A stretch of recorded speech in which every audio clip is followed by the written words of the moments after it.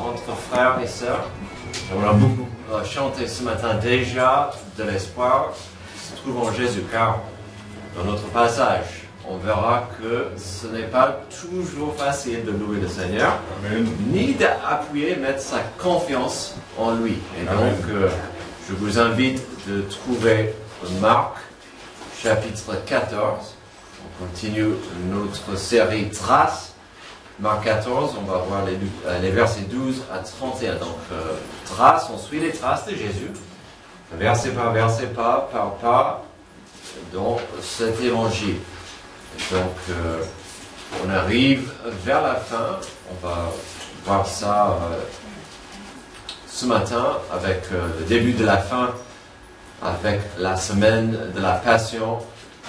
Donc voilà, dès le début de cette série, nous avons vu l'importance qu'il y avait sur la notion de l'enseignement. Marc 1 commence avec Jean le Baptiste, qui enseignait un message tout simple. Il enseignait au peuple: repentez-vous, tournez de vos péchés et acceptez le Messie qui arrive. Le royaume de Dieu arrive. Et c'était tout simple son message, qu'il enseignait à tout le monde, peu importe la personne, que ce soit les soldats romains, que ce soit des prêtres, tout le monde recevait le même message. Assez vite, au chapitre 1, nous avons vu que Jésus a pris le flambeau et il a continué d'enseigner ce message simple mais efficace. C'était le même message: repentez-vous, acceptez le royaume de Dieu qui arrive, mais dans ma personne. Et donc, c'était tout simple. Toujours dans le chapitre 1, Jésus s'est approché d'un groupe de pêcheurs. Alors, des pêcheurs, pas des... Bon, il était toujours entouré des pêcheurs, mais des gens, des pêcheurs. Et qu'est-ce qu'il a dit, qu'est-ce qu'il a proposé? Qui voulait les enseigner? Venez avec moi, je vais vous enseigner comment être mes disciples. Le tout premier miracle que Marc a décrit, c'est arrivé dans une synagogue. Oui, par sa puissance, il a libéré un démoniaque, mais avant d'agir, qu'est-ce qu'il faisait? Il enseignait dans la synagogue. Donc, l'enseignement, l'apprentissage, parfois on n'y pense pas, mais le processus fait une énorme partie de nos vies. Parfois, quelqu'un enseigne sans le savoir. Un grand frère va enseigner à son petit frère simplement par ses actions. Ouh, ça fait peur. Une mère enseignera, joyeuse fête des mères, une mère enseignera à son enfant des choses qu'elle a apprises de sa mère ou son père. Parfois, on ne pense même pas au processus. Lorsqu'on prend un taxi ou un Uber, on ne se demande pas si le chauffeur a été bien enseigné. On va le voir assez vite si tel est le cas. Lorsqu'un dentiste veut ouvrir ma bouche pour y travailler, je présumerai que la personne est bien diplômée. Oui, même si à mon âge, il y a de plus en plus de docteurs qui semblent être des gosses. Alors ça, ils sont de plus en plus jeunes. Oui, c'est docteurs. Mais bon, ça c'est autre chose. Lorsque nous organisons une sortie avec nos jeunes dans quelques semaines pour faire de l'acrobranche, il y a toujours une leçon de renseignement. Alors, on dirait, pourquoi? C'est pour bien s'amuser dans les arbres, dans les branches, mais c'est aussi parce que c'est dangereux. Si on écoute mal, si on ne suit pas les conseils, quelqu'un pourrait tomber et devenir blessé gravement s'il ne meurt pas. Et donc, c'est important d'enseigner clairement. Jésus voulait toujours enseigner. Pas parce qu'il s'ennuyait ou parce qu'il aimait bien la leçon de savoir. Il savait que la grande population d'Israël en avait besoin. Il savait que des parias et des rejetés de la société en avaient besoin. Il savait que des leaders religieux même en avaient besoin. Tout le monde avait besoin de l'enseignement de Jésus. Et quand je dis les leaders religieux, vite on pense à ses ennemis qui voulaient lui faire du mal. On a vu ça la semaine dernière, le complot de l'arrêter, de le tuer. Mais n'oublions pas Nicodème, qui était un pharisien, qui est devenu un disciple. Donc Jésus voulait enseigner parce que tout le monde avait le choix d'écouter et apprendre. Bien sûr, il voulait toujours enseigner ses disciples. Parfois, Jésus les enseignait avec la foule. Parfois, il expliquait les choses dans une atmosphère un peu plus intime. Parfois, il a pris juste un poignet d'hommes à part pour une leçon. Parfois, si pas souvent, Jésus enseignait par ses actions, sans un grand discours, sans une grande leçon. Aujourd'hui, dans notre passage, nous verrons que des leçons de Jésus viennent à leur fin. Il savait, même si les 12 l'ignoraient. Il lui restait quelques heures de liberté avant son arrestation. Et aujourd'hui et la semaine prochaine, nous découvrirons ces dernières leçons qu'il avait pour eux. Surtout sachant que leur petit paradis avec Jésus venait à sa fin. Jusqu'à là, cette vie était belle, avec Jésus comme maître. Mais tout allait changer et on ferait du bien d'apprendre de ces leçons que Jésus avait pour eux. Car si nous n'apprenons pas des leçons, des vérités, de la sagesse de Jésus, on pourrait vite perdre notre chemin. Amen. Nous aussi. Amen. Si vous saviez qu'il ne vous restait que quelques heures, quelle leçon serait capitale d'enseigner à vos proches? Ça, c'est toujours une question qu'on veut éviter. Si il me restait que quelques heures, qu'est-ce que j'aimerais apporter aux gens autour de moi? Des vérités que Jésus a partagées il y a 2000 ans restent bien sûr applicables pour nous. Car on n'est pas censé marcher dans ce monde seul, sans Dieu. On n'est pas créé afin de naviguer ce monde obscur sans la paix de Dieu. Donc aujourd'hui, apprenons ensemble quelques leçons capitales si on veut avancer dans la paix avec Dieu. Leçon numéro 1. Dans un monde difficile à naviguer, il faut lui faire confiance. Versets 12 à 16, le premier jour des pains sans levain, où l'on sacrifiait l'agneau pascal. Les disciples de Jésus lui dirent, « Où veux-tu que nous allions te préparer le repas de la Pâque ?» Il envoya 2 de ses disciples et leur dit, « Allez à la ville. Vous rencontrerez un homme qui porte une cruche d'eau. Suivez-le. Là où il entrera, dites au propriétaire de la maison, le maître dit, « Où est la salle où je mangerai la Pâque avec mes disciples ?» Alors il vous montrera une grande chambre à l'étage, aménagée et toute prête. C'est là que vous vous préparez la Pâque. Ses disciples partirent, arrivèrent à la ville et trouvèrent comme il le leur avait dit. Et ils préparent la Pâque. Alors, certes, dans ce passage, il n'y a pas de leçon profonde de théologie. Il n'y aura pas de révélation du ciel ou une formule pour décortiquer des mystères du monde. Ce que nous verrons, c'est pas mal de détails qui nous aideront à apprendre tout de même de Jésus-Christ et ses attentes pour un disciple. D'abord, dans le contexte, on découvre l'importance du calendrier. Comme énormément de gens, ce groupe, Jésus et ses disciples, ils étaient à Jérusalem pour fêter la Pâque. Notre groupe ici savait bien que c'était prévu, mais le jour J était là, sans un endroit pour le faire. Ils ne venaient pas de Jérusalem, ils ne savaient pas ce que Jésus a prévu, et donc il fallait une cuisine, un endroit pour préparer, et puis afin de pouvoir avoir le repas ensemble. Et donc, c'est normal qu'ils posent la question, mais Jésus, c'est le jour. On est venu exprès à Jérusalem pour la Pâque, que veux-tu qu'on fasse? Donc, on voit des questions, c'est tout à fait normal, parce qu'ils savaient, on est là, tout le monde est là pour fêter ça, il faut un endroit. Nous voyons ici que Jésus a encore opéré un petit miracle qui nécessitait une confiance totale en lui. À la fois, ses instructions sont détaillées et précises, mais à la fois, elles impliquaient une confiance et une foi solide. Il ne savait pas où ça allait se passer, il ne savait pas à qui il devait prendre la parole. Ils étaient totalement confus, dans l'ignorance.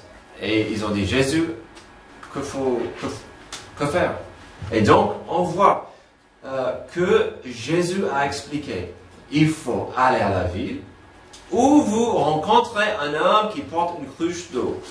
Suivez-le. Donc, il donne quelques indices incroyables. À l'époque, les experts disent que c'était très très rare pour un homme de porter une cruche d'eau. Donc déjà, ça allait sauter aux yeux. Ça allait être facile de suivre. Suivre cette personne. Quand vous entrez, posez la question au maître de la maison, où est la salle? Et il va vous aider. Et donc, Jésus a tout préparé, Jésus a tout mis en place. Il fallait juste que des disciples suivent ses conseils et ses paroles. Il fallait cette confiance en Jésus. Souvent ici, quand on parle de la foi en Dieu, de la confiance en Dieu, on parle assez vite d'une valeur qui en est liée. La confiance va avec l'obéissance. J'ai failli, je t'ai tiré. Est-ce que je mets ce premier point? Il faut être dans l'obéissance. Et finalement, les deux valeurs vont ensemble. Si je mettrai ma foi en Jésus, il faut quelque part que je sois dans l'obéissance à Jésus. Cette valeur est partout dans la Bible. Si vous lisez par exemple Hébreux 11, c'est un chapitre magnifique qui donne une longue liste des héros de la foi. J'appelle ça le panthéon de la foi. Mais ça montre clairement que ces héros de la foi ont obéi quand ça semblait impossible. Jacques parle énormément de l'obéissance. Vous parlez de la foi, je vous montrerai ma foi par mes œuvres. Et les œuvres, on ne peut pas séparer les œuvres ou l'obéissance de sa foi. Alors, énormément d'histoires dans l'Ancien Testament. On voit l'obéissance. Dieu demande de faire quelque chose d'impossible. À David, à Gédéon, à Josué, ils vont accepter cette tâche impossible, ce travail impossible, et Dieu a béni. Soyons honnêtes, les deux disciples, et selon Luc 22, les deux disciples étaient Pierre et Jean. Pierre et Jean n'allaient pas dire non, Jésus. C'est fou ce que tu demandes de nous. Ils ont vu les choses plus incroyables, plus magnifiques. Ils n'allaient pas à ce stade dire non. Ce que tu demandes est trop difficile. Mais en même temps, Jésus a demandé de l'obéissance et quelques pas de confiance. Ou l'envers, si vous voulez. Jésus a demandé des pas de confiance et d'obéissance. Que pouvons-nous apprendre de ceci? J'ai lu un commentaire qui exprimait très bien ce que je ressentais. L'ensemble de l'histoire montre le contrôle souverain de Jésus sur sa propre destinée et celle de ses disciples. Alors même qu'il s'approchait de la croix, Jésus était conscient de ses disciples et prenait soin de eux. Néanmoins, ces derniers avaient également des responsabilités. Donc on voit Jésus qui a tout préparé, mais quand même, qu'est-ce qu'il demande de ses disciples? De travailler, de servir. On dirait ici qu'ici nous voyons pas mal de nos trois poteaux. Si notre but c'est de faire et de former des disciples de Jésus, les trois poteaux de notre Église, ce sont l'amour au carré, l'amour pour Dieu et pour mon prochain, la fidélité à Dieu et à mon prochain, et surtout ici on voit le service pour Dieu et mon prochain. Et donc le disciple doit être prêt à obéir dans la foi, et parfois ça implique du service. Ce matin, sans lui demander, je trouvais Antoine à l'extérieur avec un balai. C'était une bonne idée. J'aurais dû y penser. Le service, pourquoi? Parce qu'il a vu un besoin, c'était magnifique de voir le service au carré. Jésus ici demande un petit service pour tout le monde. C'est ici où on doit poser une question. Est-ce que Dieu connaît mon avenir? La réponse est simple. Bien sûr, Dieu connaît mon avenir. Est-ce que Dieu doit me montrer mon avenir? C'est là où ça devient plus compliqué. Dieu n'est pas obligé de me montrer mon avenir. C'est pour notre mieux. Si Dieu me montrait mon avenir, je pense que ça exploserait ma tête ou je partirais dans la peur. Un jour à la fois, dans la confiance. Mais c'est là où ça devient difficile parce que parfois on dit à Dieu, mais je te fais confiance, mais donne-moi un indice, aide-moi aujourd'hui à savoir plus. Parfois, Dieu nous demande de faire quelque chose qui n'a pas de sens. Parfois, il nous demande de faire quelque chose d'incroyable, même si c'est difficile. Je dois ajouter qu'il ne nous demandera jamais de faire quelque chose qui ira contrairement à sa parole. Parfois, la chose la plus difficile, c'est quand on cherche des réponses et Dieu reste muet. Il dit, aie confiance en moi. Et c'est pas facile toujours de dire, ok, je te donne toute ma confiance. Alors, dans un monde difficile à naviguer, il faut lui faire confiance. Maintenant, on avancera à notre deuxième point, qui ne plaira pas à tout le monde. Il faut accepter la souffrance. Versets 17 à 26, le soir venu, il s'y rendait avec les 12. Pendant qu'ils étaient à table et qu'ils mangeaient, Jésus dit, je vous le dis en vérité, l'un de vous qui mange avec moi me trahira. Ils devinrent tout tristes et lui dirent l'un après l'autre, est-ce moi? Il leur répondit, c'est l'un des 12, celui qui met la main dans le plat avec moi. Le Fils de l'homme s'en va conformément à ce qui est écrit à son sujet, mais malheur à l'homme par qui le Fils de l'homme est trahi. Mieux vaudrait pour cet homme qu'il ne soit pas né. J'ai dit que la fantaisie, le rêve, c'est terminé. La vie facile, arrivée à sa fin. Et Jésus disait, l'un de vous va me trahir. Si déjà j'ai évoqué la notion de nos trois poteaux dans ce passage, cette notion revient assez vite avec la souffrance liée à la fidélité au carré. De rester fidèle à Dieu et à mon prochain, ou dans notre cas, à notre église locale. Dans ce cas, 12, un entre les 12 allait trahir Jésus, mais aussi les autres. Pour 11 entre les 12, la vie était belle, tout allait bien. Puis ici, Jésus lance la bombe de trahison. L'un de vous, ici, va me trahir. Pour 11 entre eux, cette notion, c'était tellement inimaginable que la réponse plutôt correcte commençait à sortir des bouches. Est-ce moi? Suis-je... J'aime bien cette réponse. Suis-je capable? Ils n'ont pas regardé les autres. Ah, c'est lui, c'est l'autre. Est-ce que ça pourrait être moi? Est-ce que ça pourrait être moi? Pour qu'ils posent la question, il faut comprendre qu'ils avaient du mal à voir les 11 autres capables de trahir Jésus. Puisqu'ils avaient du mal à comprendre l'importance de la souffrance de Jésus dans le plan de la rédemption. Pour eux, la vie était belle et presque parfaite. Tout le monde savait que Jésus allait bientôt instaurer son royaume. Ils allaient en faire partie. Est-ce que moi? C'était presque une question de désespoir. Puisque tout le monde posait la même question, Judas devait avoir une grande peur. Imaginez d'être dans les sandales de Judas en ce moment. Comment Judas pouvait croire que Jésus ne savait pas qu'il avait dans son cœur? Mais pour les apparences, lui aussi a posé des questions. Tout le monde dit, est-ce que moi? Est-ce moi? Est-ce que ça pourrait être moi? Et donc Judas va dire, est-ce moi? Et selon Matthieu 26, quand il a dit, est-ce moi? Jésus a répondu avec, tu le dis. Tu le dis. C'est bien toi. Ils ont raté ça. Même si Jésus a invoqué la notion que sa trahison était prophétisée. Si cela vous intéresse, je vous encourage plus tard à lire le psaume 41:9, Zacharie 11, 12 et 13, et vous verrez des détails impressionnants sur cet acte de Judas. C'est incroyable les détails qui se trouvent dans ces deux passages. Mais Judas allait trahir Jésus. Il y a une vérité universelle ici à saisir. Il y aura toujours ceux qui semblent d'être des disciples sérieux.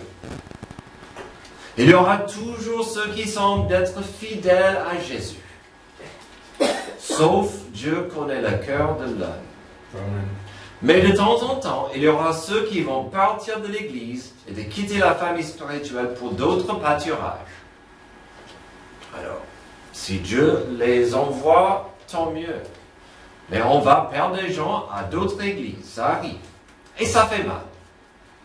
Parfois, il y aura ceux qui semblent être fidèles à Dieu et ils vont totalement abandonner la vie spirituelle qu'ils avaient avant. Et ça fait mal. Ça fait mal.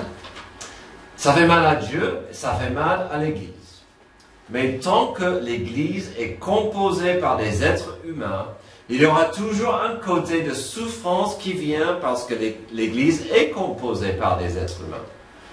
Qui peut expliquer la sagesse de Dieu? Il a dit, mon outil principal de rédemption, mon outil principal pour sauver le monde sera l'Église locale, qui est composée par les gens, comme vous et comme moi. Quel courage! Dieu, il a dit, je veux utiliser mes créatures qui portent mon image pour porter mon message. J'ai dit souvent, pourquoi Dieu n'a pas envoyé des anges? Pourquoi il n'envoie pas un message dans le ciel? Non, il nous envoie. Il nous envoie. Et donc parfois, on va décevoir les autres. On va décevoir Dieu. On va décevoir autrui. Parce qu'on est des êtres humains. Mais, on peut saisir sa grâce ici. On doit. Continuons avec notre sujet de souffrance, car Jésus devait expliquer son importance, l'importance de la souffrance aux disciples. Verset 22, pendant qu'ils mangeaient, Jésus prit du pain, et après avoir prononcé la prière de bénédiction, il le rompit et le leur donna en disant, prenez, mangez, ceci est mon corps. Il prit ensuite une coupe, et après avoir remercié Dieu, il la leur donna, et ils en burent tous. Il leur dit, ceci est mon sang, le sang de la nouvelle alliance qui est versé pour beaucoup. Je vous le dis en vérité, je ne boirai plus jamais du fruit de la vie jusqu'au jour où je le boirai nouveau dans le royaume de Dieu. Après avoir chanté les psaumes, ils se rendirent au mont des Oliviers. Alors, parfois il est facile d'apprécier la beauté et l'importance de ce passage, et le début du Sainte Seine, tout en ratant le contexte puissant. Pourquoi Jésus a dit « nouvelle alliance » ? Une nouvelle alliance représentée par la chair brisée et le sang versé. N'oublions pas, il venait de fêter la Pâque. La célébration juive la plus grande et la célébration la plus importante qui existait pour eux. Un repas dédié à cet énorme événement lié à la rédemption de Dieu dans leur histoire. Quand Dieu a sauvé son peuple de l'esclavage en Égypte, il a dit, pour la première Pâque, vous allez préparer ce repas spécial avec un pain sans levain qui représente le péché, et puis ça représente aussi l'intérêt d'agir vite, mais la chose la plus importante, vous allez sacrifier un agneau. Vous allez manger l'agneau, mais avec le sang, vous allez mettre le sang autour de la porte. Restez sous cette protection. Et quand l'ange de la mort passe, vous êtes couverts par le sang. Et donc, Dieu les a libérés de l'esclavage et ils devaient fêter ça chaque année avec ce repas. Et donc, Jésus, ce soir, qu'est-ce qu'il dit? Je vous donne une nouvelle alliance. Il y aura la chair à manger. Il y aura le sang versé, à consommer. Ces choses représentent quoi? Mon corps brisé pour vous. Mon sang versé pour vous racheter, pour vous protéger. Mais ça sera moi, l'agneau de Dieu. C'est une nouvelle alliance qui va pas remplacer, mais prendre l'avant, le devant pour le chrétien. Et donc, on peut voir la justice de Dieu qui exige une punition pénible pour le péché, Et quand Jésus a dit que c'était nouvelle, il y avait aussi la notion internationale à saisir. La Pâque, c'est vraiment une fête incroyable, remplie d'imagerie et des choses incroyables pour les Juifs. Mais il a dit, ça c'est nouvelle. C'est international, c'est pour nous de saisir le sang versé, la chair brisée. Tout ça lié à la souffrance de Jésus. N'oublions pas notre deuxième point ici. On ne peut pas nier ou minimiser la notion de la souffrance qui était inévitable pour Jésus. Pour qu'il paye le prix de la rédemption, il devait souffrir. Alors qu'en est-il de nous? Il ne faut jamais oublier ou penser légèrement à la souffrance de Jésus pour nous, pour moi-même. Ironiquement, lorsqu'on reste reconnaissant pour la souffrance de Jésus pour nous-mêmes, cela nous aide d'engager les valeurs de nos trois poteaux. Quand on comprend et on apprécie la souffrance de Jésus, on va mieux aimer Dieu, on va mieux servir Dieu, on va mieux on sera plus fidèle à Dieu. Alors, la souffrance. Heureusement pour nous, la vie d'un disciple, c'est de suivre Jésus, mais c'est lui qui a souffert le premier. Ce n'est pas toujours une vie de souffrance, car Jésus a souffert à notre place. Dans un monde difficile à naviguer, il faut lui faire confiance, il faut accepter la souffrance. Avant d'avancer au troisième point, permettez-moi de vous rappeler de la beauté d'Emmanuel. Dieu avec nous n'était pas épargné de la souffrance. Il a souffert. Et donc, on peut aller à Jésus, parce qu'il a souffert à notre place. Il connaît nos souffrances. Il comprend l'abandon. Il comprend le rejet. Il comprend le mépris et la colère et l'injustice. Dans un monde difficile à naviguer, troisième, dernièrement, il faut comprendre l'appartenance.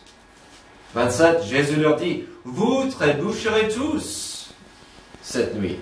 Alors, ça devait être une phrase difficile. Après avoir dit, l'un de vous va me trahir, maintenant, il pivote pour dire, vous trébucherez tous cette nuit à cause de moi, car il est écrit, je frapperai le berger et les brebis seront dispersées. Mais après ma résurrection, je vous précéderai en Galilée. Pierre lui dit, même si tous trébuchent, ce ne sera pas mon cas.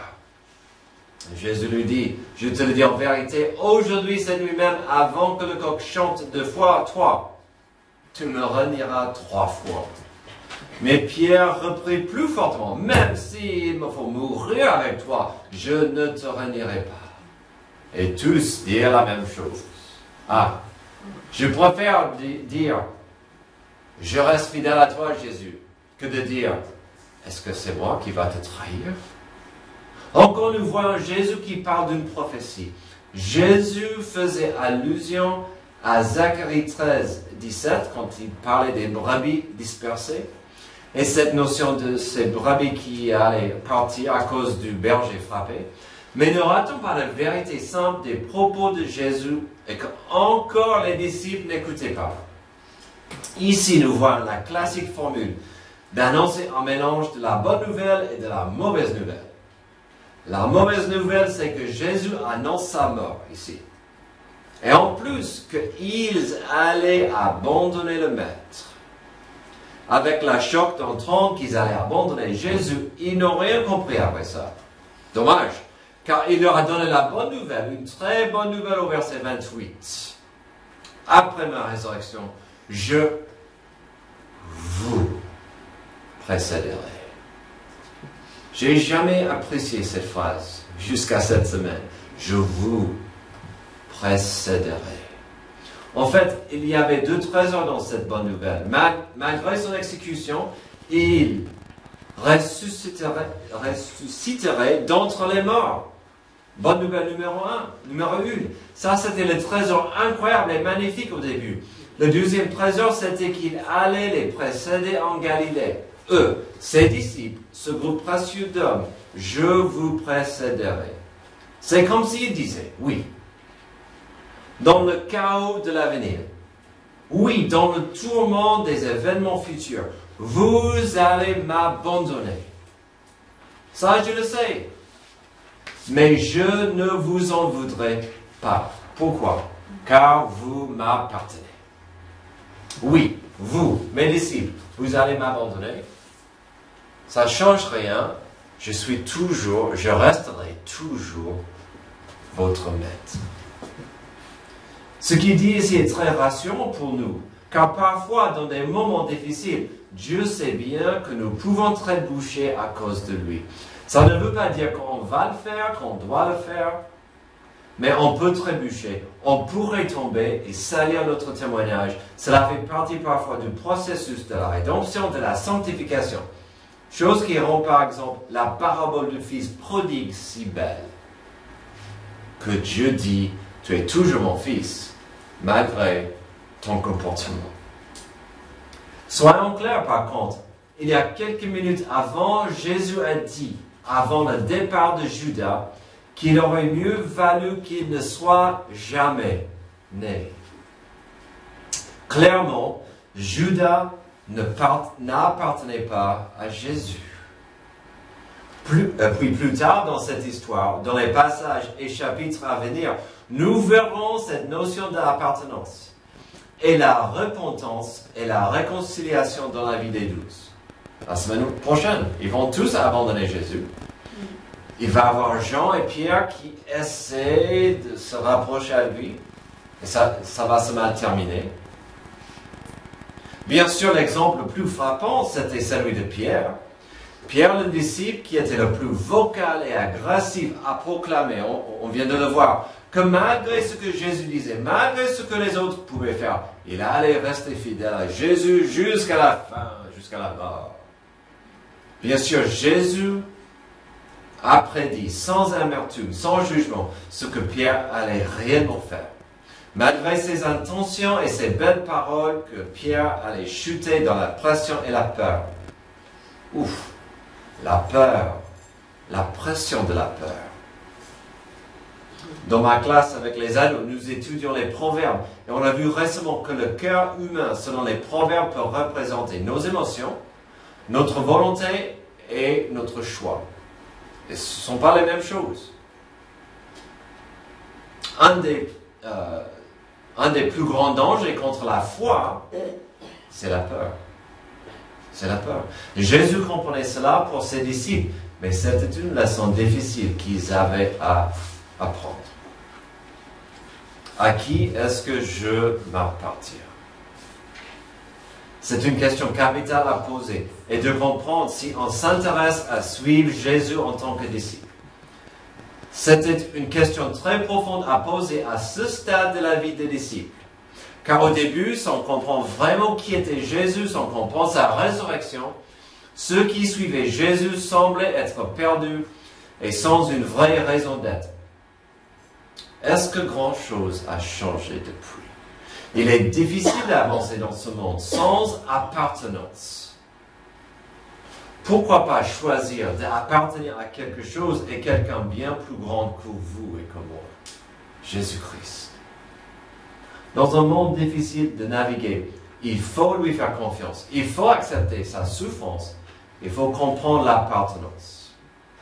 Si nous prenons notre premier point et notre troisième point, ils sont tous les deux nécessaires et importants à cause du deuxième point. La souffrance. Nous vivons dans un monde brisé et maudit, et dans une telle vie, on peut vite se perdre. Dans une chasse sans fin vers les faux dieux et des faux espoirs. Quand une femme est enceinte pour la toute première fois, elle sait qu'elle aura de la souffrance. Cela ne sera pas toujours fun et amusant. Mais si elle est bien entourée et encadrée, la grossesse peut aller 10 fois mieux pour elle. De pouvoir faire confiance en son médecin et d'autres femmes autour d'elle. De comprendre que dans une situation idéale, elle appartiendra à un réseau de gens, y compris une appartenance capitale à une famille. Ces choses aideront sa souffrance à venir. Quelle leçon pouvons-nous tirer de ce passage? C'est simple. Emmanuel, Dieu avec nous. Il a souffert pour nous. Il a accepté la souffrance afin que nous soyons libres de la colère et la justice de Dieu. Sa souffrance a fait bien plus que de nous sauver de la justice de Dieu. Il a souffert aussi afin que nous ayons la paix avec Dieu, aujourd'hui et demain. Mais il faut saisir cette paix, il faut saisir son acte par la foi. Prions. Merci Dieu pour ce passage. Nous voyons dans ce passage que tu connais toutes choses. Malgré ce que tu connais sur nous, tu nous aimes. Ta grâce nous est disponible malgré nos faiblesses, malgré nos péchés, malgré nos attitudes pourries. Aide-nous aujourd'hui à saisir par la foi ta souffrance pour nous, ton geste, ton acte d'amour ultime à la croix. Que Jésus soit glorifié dans nos vies. C'est dans son nom que je prie. Amen. Levez-vous.